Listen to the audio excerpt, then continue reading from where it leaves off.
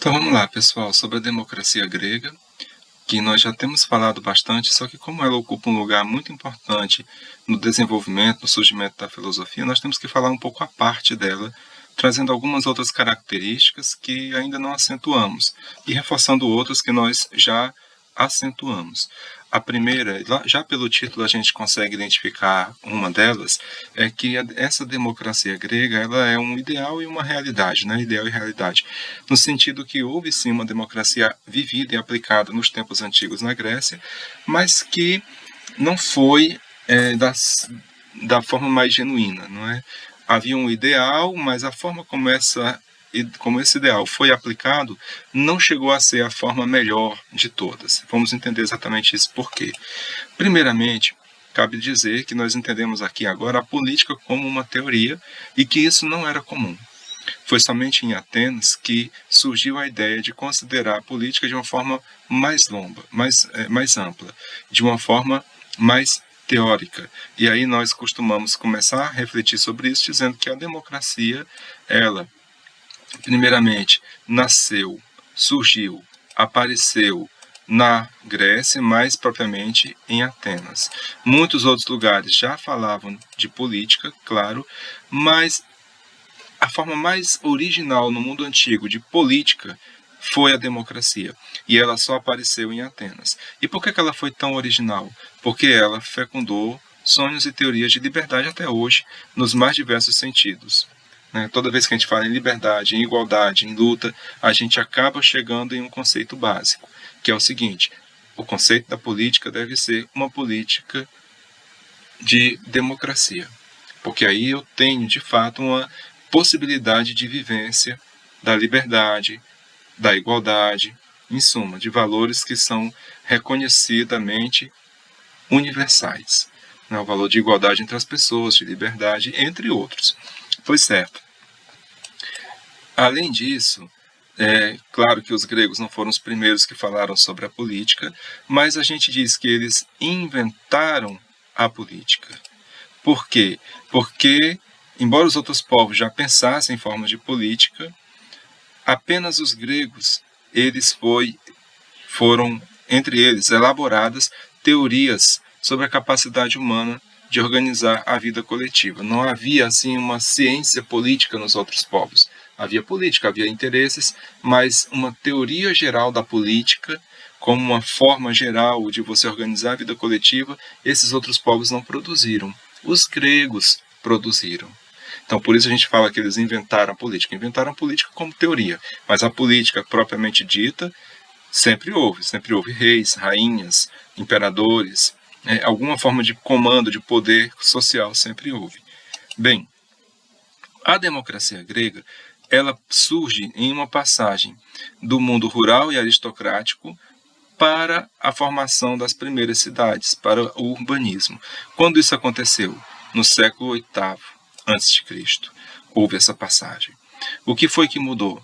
O sistema escravagista apareceu, se solidificou mais, acentuou a divisão do trabalho e também desenvolveram-se o comércio e o artesanato. No que diz respeito ao comércio, foi muito importante, porque o comércio tirou a força do povo que vivia aristocraticamente, quer dizer, dos aristocratas, de uma classe social que pautava a sua vida em cima de histórias de heróis, de valores que são valores digníssimos, de homens livres, em suma, desse povo que parece que, quando você olha assim, é aquele tipo de granfino que não precisa fazer muita coisa na vida, só defender valores, bons costumes e morais, porque também já tem tudo da família, recebeu heranças e tal. Então, os comerciantes, eles foram aos poucos subindo na escala social a ponto de virarem o jogo, de serem aqueles que de fato dão as cartas. Mas esses três fatores, o sistema escravagista, o desenvolvimento do comércio e do artesanato, são fatores muito importantes nesse início de urbanização. E é nesse início de urbanização, portanto, que nós temos essa passagem, esse nascimento dessa vida democrática grega. Aonde isso aconteceu? Aconteceu aqui, na polis, na cidade grega, que tinha dois lugares muito importantes, que era a Acrópole, que era uma parte mais alta da cidade, onde se fazia o templo, também um lugar ideal para planejar uma estratégia de defesa, porque você tinha uma visão de 360 graus. Eu ainda vou mostrar para vocês um vídeo sobre o surgimento da filosofia muito bacana, dos primeiros filósofos, que dá para ter noção perfeitamente sobre isso. E na Ágora, que era a chamada praça pública, onde todos podiam fazer suas trocas comerciais, podiam se reunir e debater os assuntos de ordem legal, de ordem pública. Né? Essa possibilidade de você debater os assuntos legais, ela foi gerada por 3 grandes governantes, Drácon, Solon e Clístenes. E esses 3 homens foram aqueles que fizeram com que as leis passassem do campo do divino para o campo humano. Foram eles que entenderam que os deuses não precisam legislar sobre nossas vidas, nós sobre elas podemos apenas consensuar. Aos deuses cabem outras coisas que não estão ao nosso alcance, mas a vida prática não, essa seria uma questão realmente humana. Né? E foram eles também que promoveram aos poucos a ideia de cidadania, entendendo que a cidadania é a capacidade de todos os cidadãos poderem se reunir e participar de uma assembleia. E nessa assembleia poder dizer, né, qual é o seu ponto de vista, qual é o melhor para a cidade, qual é o melhor para a vida comum que eles entendem naquele momento. Mas qual é a crítica que nós podemos fazer a essa democracia grega? Quem fez essa crítica foi um historiador antigo chamado Tucídides, antiquíssimos. Na época dele, o grande nome da política era Péricles, né, que já vivia numa Atenas chamada democrática.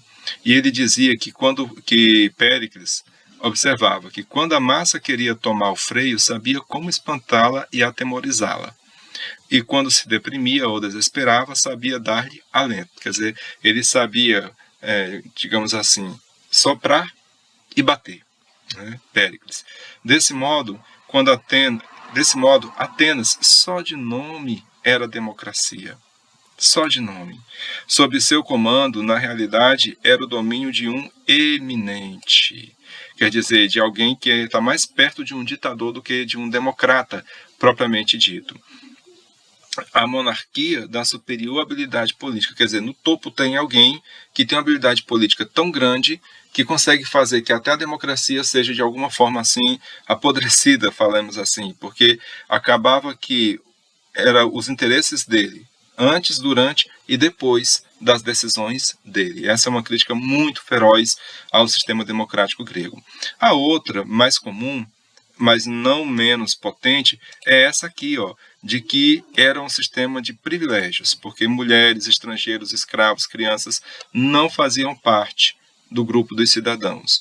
Se brincar, os critérios não eram tão rígidos assim.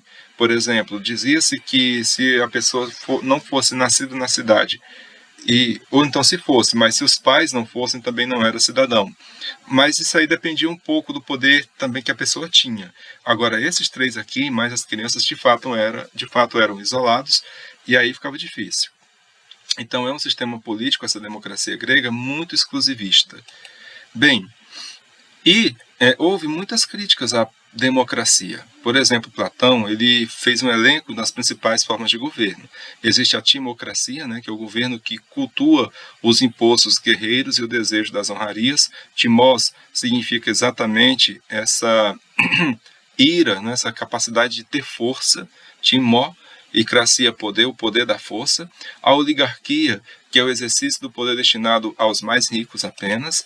Ele também encontra a tirania, que é o governo de um só, que geralmente é decorrente dos abusos da democracia. Então, acho que isso aqui vale a pena a gente sublinhar antes de falar de democracia. A pior forma possível é essa tirania. Com o tempo, o tirano age em proveito próprio, gerando a pior forma de governo. Mas de onde vem o tirano? Platão observava que vem da democracia, que é o poder atribuído ao povo, entendido como sendo os mais pobres. Povo como sendo os mais pobres. Para Platão, a democracia, ela geralmente terminava numa demagogia, né, que é característica do poder político que manipula e que engana. O que é ser demagogo? Né?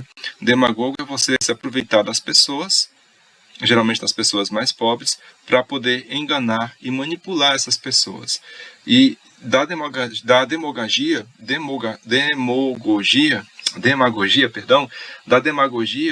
vem a tirania. Mas o que é a demagogia se não a podridão da democracia? Então é uma forma de governo que também não agradava Platão. Ele tinha a sua forma preferida, mas que ao seu tempo saberemos. Não é nenhuma dessas quatro aqui. Né? Bem, Aristóteles também foi um que teceu críticas ferrenhas para a democracia. Mas primeiro a gente tem que saber que ele é um pouco menos áspero na crítica do que Platão. Ele entende que o cidadão é alguém fundamental, que ser cidadão é fundamental, e ele fala o seguinte, que um cidadão integral pode ser definido por nada mais nem nada menos que pelo direito de administrar a justiça e exercer funções públicas. Então, um cidadão integral, quer dizer, um cidadão completo, é aquele que tem direito de administrar a justiça e de exercer funções públicas. Professor, será que essa definição serve para nós hoje? Serve. O que é um cidadão? Poxa, é alguém que é capaz de administrar a justiça e exercer função pública. Está ao alcance de todos nós. Não é? Então, nesse ponto, essa ideia de cidadão é muito útil. Algumas destas, todavia, são limitadas quanto ao tempo do exercício, de tal modo que não podem ser de forma alguma exercida 2 vezes pela mesma pessoa, ou somente pode ser depois de certos intervalos de tempo prefixados. Para outros encargos não há limitações de tempo no exercício de funções públicas, por exemplo, jurados, membros de uma Assembleia Popular. Pois é, isso aqui varia com o tempo. Você pode ter uma reeleição, não ter, isso é o de menos. Mas qual é a ideia central? Que o cidadão é alguém que administra a justiça e que exerce as funções públicas. E é típico das nossas democracias. Mas ele recolheu informações sobre 158 constituições existentes à época e estabeleceu algumas formas de governo, dizendo que elas podem ser, em si, elas não são nem boas e nem más, elas podem se tornar boas e más. Quando o governo é de um só, uma forma boa seria a monarquia. Mas se ela for degenerada, ruim, ela vira uma tirania. Se for de poucos, ela é uma forma boa, uma aristocracia, que cultua valores, né? Mas se ela for má, é de uma oligarquia, porque ela só olha para valores econômicos de poucas pessoas. Quando o governo é de muitas pessoas, uma forma boa pode ser uma espécie de politeia, que é um governo constitucional. É alguma coisa muito organizada constitucionalmente pelo povo. Mas uma forma ruim pode ser a democracia. Exatamente porque ele também pensa naquilo que a democracia pode se transformar numa demagogia. E ele também retomou um critério interessante que já tinha sido usado no campo da ética por ele mesmo, dizendo o seguinte, que a melhor coisa é a classe média. Quer dizer, aqueles sujeitos que não são nem tão pobres e nem tão ricos, porque eles reúnem condições de virtude para criar uma vida política estável. A classe média pode criar uma vida política, uma política estável, quer dizer, balanceada, já que a possibilidade de ocorrência de revoltas seria menor. As revoltas seriam menores, nem tão ricos, nem tão pobres. Né? Então, veja, Aristóteles, a crítica dele também é uma crítica forte. Ele está dizendo que a democracia não é a melhor coisa do mundo e que muito facilmente ela pode se transformar numa coisa ruim. Mas ele pelo menos encontra digamos assim, continua sendo bastante exclusivista, mas encontra na classe média uma forma mais ponderada, digamos, de exercer o governo. Então, gente, muito obrigado, errei aqui. Esse material eu tirei do nosso livro Filosofando, na biblioteca nós temos ele, e agora eu vou enviar para vocês também esse link, tudo direitinho para vocês poderem acompanharem. Qual é a ideia? A ideia é que vocês ouçam essa aula, façam anotações e na sala de aula a gente vai comentar mais um pouco sobre ela, alguns aspectos e fazer uma atividade que é uma atividade de análise de algumas coisas que eu vou levar para vocês. A análise ela vai ser feita em cima desse conteúdo que eu acabei de explicar para vocês e eu tenho certeza que vocês vão gostar. Então, até o nosso encontro.